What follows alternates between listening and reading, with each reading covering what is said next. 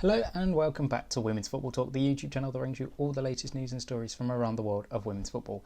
And what a week it's been. It has been action-packed. Although there hasn't been many fixtures since the Champions League final last Sunday, there has been a lot of news come out around the world of women's football. I mean, some of the stuff that has came out includes Enia Luco being confirmed as the new sporting director at Angel City, the NWSL side that will come into play next season, that is 2022. This is the team that is led by majority females, and she leaves her job as Aston Villa sporting director.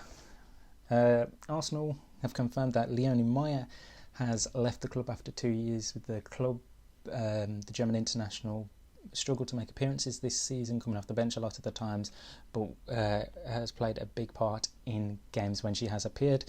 Also expect the likes of Madeline Gut to leave Arsenal this year, again after one season. The Swiss international again has recently suffered injury with a ruptured ACL and is apparently expected to leave, as well as Gilroyd having already left, and the rumours are picking up that Danielle van der Donk will also be leaving, as mentioned in the previous video, heading over to Lyon in France.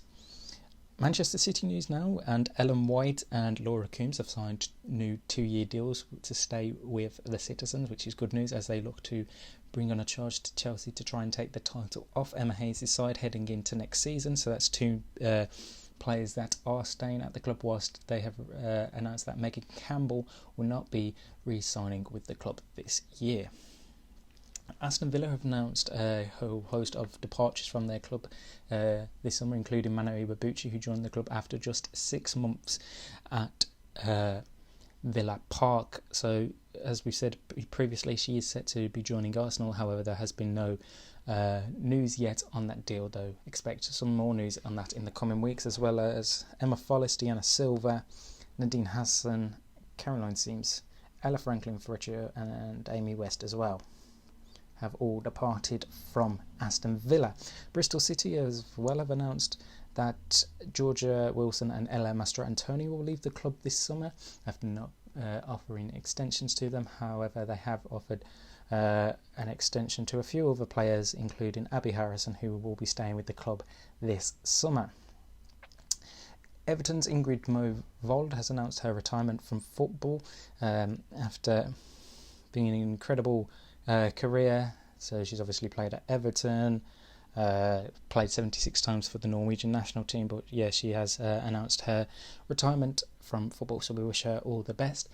Tottenham news now, and Rhea Percival and Esther Morgan have signed new deals with the club, Esther Morgan being her first professional contract, whilst Rhea Percival has signed up for another year. Elsewhere, Brighton have announced a few departures themselves, with Kirsty Barton, Rihanna Jarrett, Nora Haroum, Laura Rafferty and Rebecca Stott, just to name a few of them.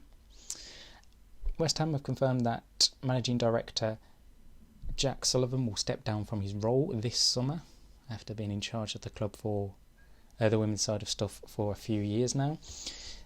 The Netherlands have announced a new head coach in Mark Parsons. He was obviously formerly of the Portland Thorns over in the NWSL, and they have announced that he will be taking over until I believe the end of the 2023 season, so after the World Cup for that is in Australia and New Zealand, and FIFA have announced that World Cup will take place from July the 20th to August the 20th in 2023.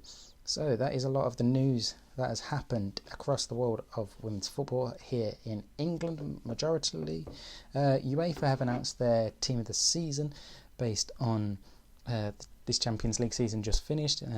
As expected, it's heavily dominated by Barcelona and Chelsea players, just to name a few. Anna-Katrin Berger's in there, Magdalena Eriksson, Paredes of PSG, Alexia Putellas is in there, Bonmati, Harder, Graham Hansen, Kirby, Hermoso, Kerr and Lieke Martins. So head over to our Twitter account where you'll be able to see a full representation of who is in that team of the season from UEFA. Right, we do actually have some games to look forward to this weekend across the world of women's football.